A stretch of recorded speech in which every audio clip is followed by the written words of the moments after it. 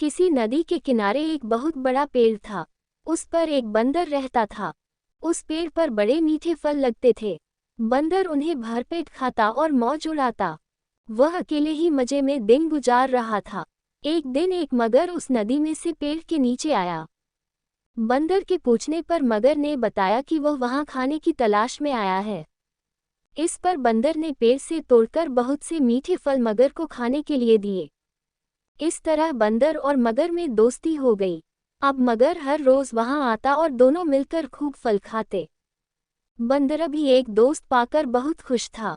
एक दिन बात में मगर ने बंदर को बताया कि उसकी एक पत्नी है जो नदी के उस पार उनके घर में रहती है। तब बंदर ने उस दिन बहुत से मीठे फल मगर को उसकी पत्नी के लिए साथ ले जाने के लिए दिए। इस तरह मगर रोज जी भरकर फल खाता और अपनी पत्नी के लिए भी लेकर जाता।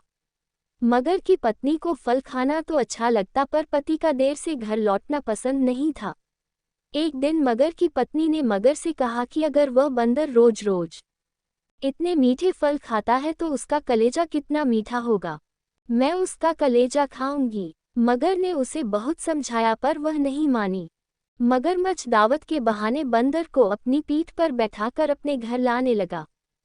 नदी बीच में उसने बंदर को अपनी पत्नी की कलेजे वाली बात बता दी। इस पर बंदर ने कहा कि वो तो अपना कलेजा पेड़ पर ही छोड़ आया है। वह उसे हिफाजत से पेड़ पर रखता है, इसलिए उन्हें वापस जाकर कलेजा लाना पड़ेगा। मगर बंदर को वापस पेड़ के पास ले गया। बंदर छलांग मारकर पेड़ पर चढ़ गया।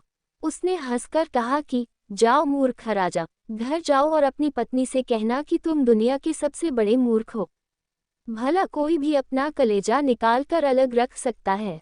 बंदर की इस समझदारी से हमें पता चलता है कि मुसीबत के वक्त हमें कभी धैर्य नहीं खोना चाहिए।